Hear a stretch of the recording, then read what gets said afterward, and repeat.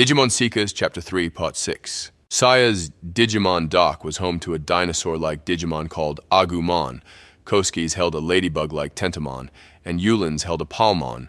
Palmon looked like, well, it looked like what it was, the result of a genetic experiment between a reptile and a flower. Its feet split into several root-like tendrils. Its arms were veiny leaves from which sharp talons extended, and a massive flower grew out of the center of its reptilian head. Professor Ryosenji and his students gathered around a table in the test chamber, sipping tea as they went through a debriefing of Saya's latest MindLink experiment. Unlike biotech experiments or semiconductor manufacturing, Digimon research didn't require a clean room. It did, however, require high-speed internet, servers with plenty of headroom, and a rock-solid power supply. "Well, that completes the battery of tests we set out for the three of us," Yulin said, checking the schedule. They were getting used to the process of transferring their consciousnesses to their partner Digimon's Digicore and experiencing the world through their senses. "We've successfully mind-linked in a controlled test environment, both in the lab and by not leaving the confines of the Digimon dock," Kosuke said, picking up the device with his Tentomon in it. Though the tests were successful, all the students had experienced through their partner Digimon were the small quarters of the Digimon docks themselves, which we experienced as a heavily pixelated black and white image accompanied by the hiss of static and other assorted noise, Yulin interjected. "And that's a hardware problem. We need more processing power," Kosuke said, bristling at what he perceived to be the start of an argument. "So you still have yet to see the digital world with your own eyes," Professor Ryosenji said to no one in particular. The goal remained the same: leave the digital dock and explore the digital world firsthand. Set their Digimon free from the Digimon dock and out into their natural habitat on the net. That meant they would also need to learn to maintain control of their partner Digimon. If a Digimon escaped, or the students were otherwise careless with their charges, that would be the end of it.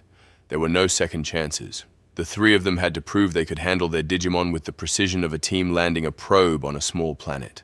"I wonder if the landscape of the digital world will even look like anything we recognize," Yulin said, half daydreaming.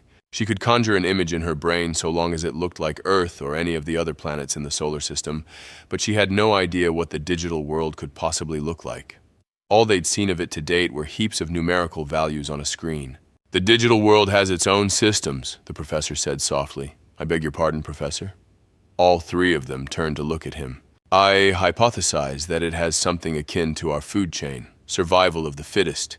These AI creatures fight with one another to see which is stronger. The stronger survive, while the weak sometimes perish.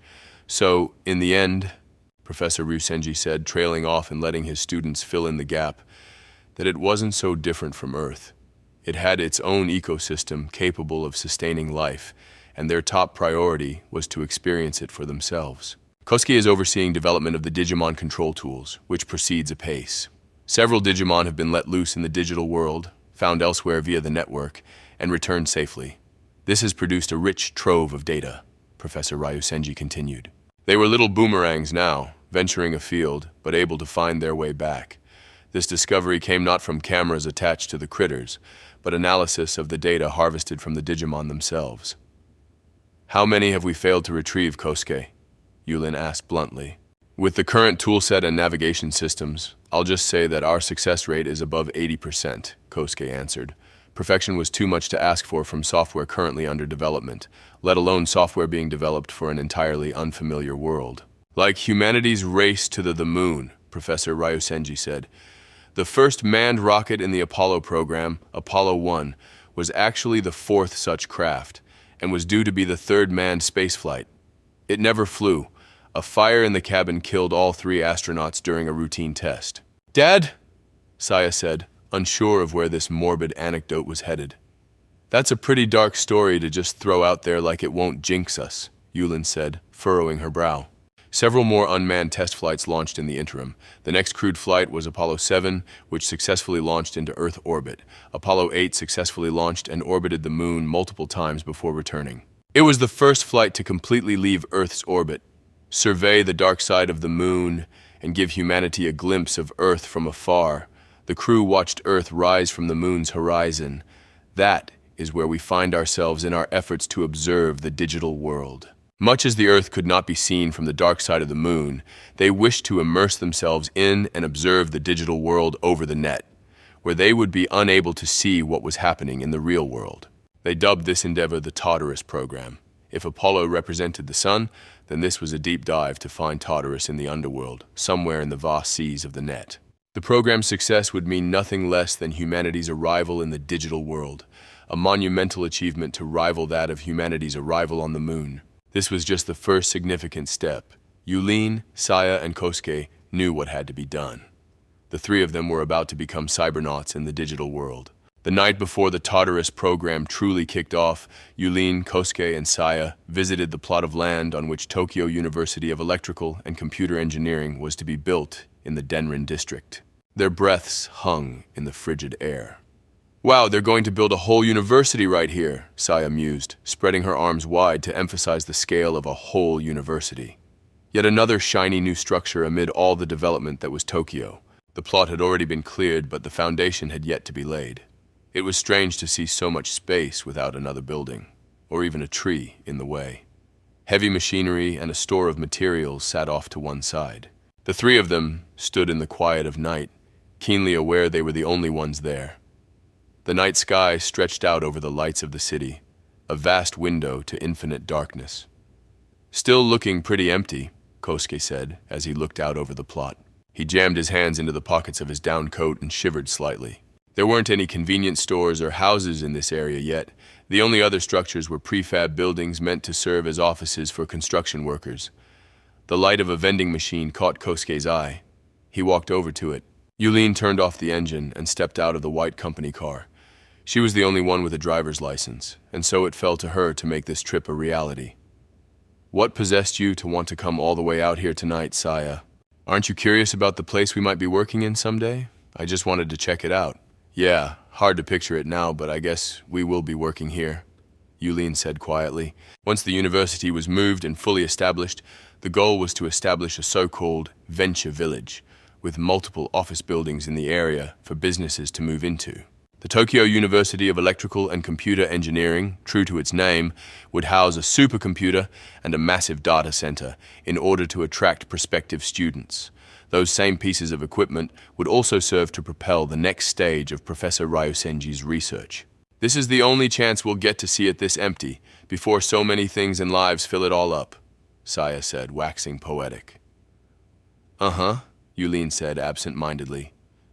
"I hope we'll all still be together 10 years from now," Saya said. She gripped her Digimon dock tightly in her hand. "See this, Agu? There's going to be a whole new town right here. It'll be called the Denrin District. I hope it'll be easy for you and all the other Digimon to live in." The small, pixelated dinosaur on the dock's screen appeared to be looking back and forth, as though wary of its surroundings. "You talk to that thing all the time, huh?" Yulin said, turning to Saya. "You mean you don't talk to Palman?" Saya shot back. Well," Yulin started. She'd honestly never really thought about talking to her partner Digimon. They wouldn't realize it until much, much later. But the mind linking they'd been engaging in to this point would be considered incomplete by the current standards on account of the first version of the Digimon dock's lack of features and slow network speeds. Direct conversation with partner Digimon would have to wait for the increased processing and network performance of a future Digivice. Saya was the first among them to recognize Digimon communication as an important feature, whether she realized it at this moment or not. "I mean, we talk to dogs and cats all the time, and sometimes it feels like they understand us, right?" Saya went on to draw the same connection between people and Digimon. Even if the little critters couldn't speak themselves, perhaps they could begin to understand humans and human language. Kosuke's software tools, which granted humans forcible control over Digimon through software commands, were the only way to communicate with Digimon at the time. If Digimon could somehow understand natural language, though, no one would need specialized knowledge of the software to communicate with these AI beings. "Yeah, that would be pretty handy," Yulin admitted. "In fact, sometimes I think I can already hear Agumon's voice," Saya blurted out. "You can hear Agumon talking to you?" "Yeah, when we're mind-linked, I mean. I'm pretty sure someone's talking to me anyway. So our partner Digimon might be able to talk to us when we're inside the Digicore, but you've never reported that?" "You have to keep it a secret. If they think I'm hearing things, they might kick me off the project," Saya pleaded. That much was true. They could always push her off in favor of an alternate candidate. It didn't help that she'd been the slowest of them to adapt to mind-linking. She was also the only one who vomited after each session, which made it all the more surprising that by all available metrics, she shared the strongest bond with her partner Digimon. Everyone expected that her mind link with Agumon would produce the clearest footage of the digital world to date. What does it say? I don't know, but it feels friendly, like it's calling my name, or it's glad that I've come back to play, Saya said. All things that were too squishy and metaphorical to properly quantify. But these creatures certainly had intelligence and personalities. It's just like you said, Saya continued. Said what? Connecting with Digimon is incredible and incredibly dangerous. Ah, yeah, like encountering an extraterrestrial. The discovery of Digimon wasn't like the discovery of a new species, really. If anything, Yulin figured it was likely that humans were operating on the incorrect assumption that Digimon intelligence and society were below those of humans. She gave voice to her concern. We think we've discovered the digital world, but what if we're the ones who've been discovered? All the more reason for us to continue our studies. The network has already caused our worlds to collide, Saya said, acknowledging Yulin's question. It was like pouring milk into coffee. The two couldn't be separated again. Humanity couldn't simply cut itself off from the network and ignore the digital world. My dad thinks you're the most important member of the team, you know, she added with a smile, abruptly changing the subject. Me? Not Kosuke, Yulin said, her voice rising in surprise. Nope, he's just a younger version of my dad. And I'm his daughter, so it's hard to separate me from that label. But you make this feel more like an official operation, like a company, Saya said to a blank stare and silence from Yulin. Here, I'll give you an example. Say we make a mistake or start heading down the wrong path in our research. You're basically the only one who could stop us. At least that's what I think. Wait, what? What are you talking about? I know, it's a lot.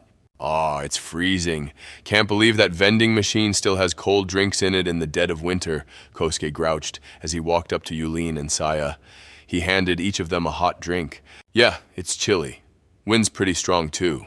We can head back if you're ready, Yulin offered, hugging her own shoulders and giving a performative shiver. Let's stay just a little longer, Saya said. I'm good either way. It's been a minute since I got to just stand around and zone out, Kosuke noncommittally concurred. I'll be in the car then, Yulin said, resolutely walking away. She got in, fired up the engine, and turned on the heat. She watched Saya and Kosuke huddled together, looking up at the clear night sky, where the moon was the only thing returning their gaze. She rested her hands on the steering wheel and watched them through the windshield. Why'd they have to make such a display of everything? Slightly irritated at their showy affection, she pulled out her phone and took a sneaky photo of the two lovebirds. Ryusenji Electronics' Tartarus program was at last ready for its debut in Test Chamber 4. On Professor Ryusenji's orders, the attack team consisting of Yulin, Kosuke, and Saya were to simultaneously mind-link to their Digimon.